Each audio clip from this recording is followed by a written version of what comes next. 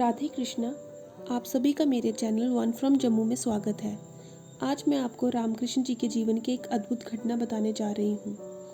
रामकृष्ण जी को जो लोग बहुत निकट से जानते थे, उन सबको ये बात जानकर अत्यंत कठिनाई होती थी कि रामकृष्ण जी जैसे परमहंस, रामकृष्ण जी जैसे समाधिस्थ व्यक्ति भोजन के संबंध में बहुत लोलुप्त थे।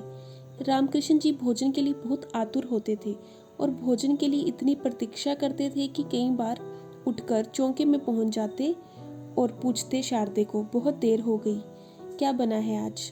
ब्रह्म की चर्चा चलती और बीच में ब्रह्म चर्चा छोड़कर पहुंच जाते रसोई में और पूछने लगते, क्या बना है आज, और खोजने लगते। शारदे ने भी उन्हें कहा कि क्या करते हैं ऐसा, लोग क्या सोचते होंगे कि ब्रह्म की चर्चा छोड़कर एकदम अन्य की चर्चा पर आप उतर आते हैं।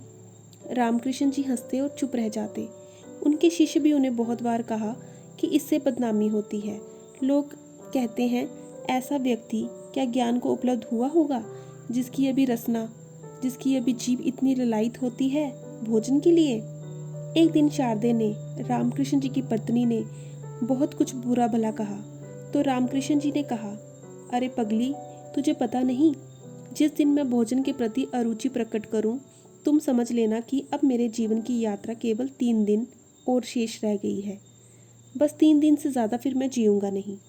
जिस दिन भोजन के प्रति मेरी उपेक्षा हो, तुम समझ लेना कि 3 दिन बाद मेरी मौत आ गई है।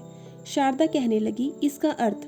रामकृष्ण जी कहने लगे, मेरी सारी वासनाएं छीन हो गई हैं, मेरी सारी इच्छाएं विलीन हो गई हैं, मेरे सारे विचार नष्ट हो गए हैं, लेकिन जगत के हित के लिए मैं रुका रहना चाहता हूँ। मैं एक वासना जो जबरदस्ती पकड़े हुए हूँ, जैसे किसी नाव की सारी जंजीरें खुल गई हूँ और एक जंजीर से नाव अटकी रह गई हो, और एक जंजीर और छूट जाए तो नाव अपनी अनंत यात्रा पर निकल जाएगी। मैं चेष्टा करके रुका हुआ हूँ। उस दिन किसी की समझ में शायद ये बात नहीं आई, लेकिन रामकृष्ण जी की मृत्यु के 3 दिन पहले शारदा थाली लगाकर रामकृष्ण जी के कमरे में गई। वे बैठे हुए देख रहे थे। उन्होंने थाली देखकर आंखें बंद कर ली, लेट गए और पीठ कर ली शारदा की तरफ। उसे एकदम से ख्याल आया कि उन्होंने कहा था कि 3 दिन बाद मौत हो जाएगी, जिस दिन भोजन के प्रति अरुचि प्रकट करूं। उसके हाथ से थाली झंझनाकर नीचे गिर पड़ी। वे छाती पीट कर रोने लगी। रामकृष्ण जी ने कहा, रो मत, तुम जो कहती थी वह बात अब पूरी हो गई।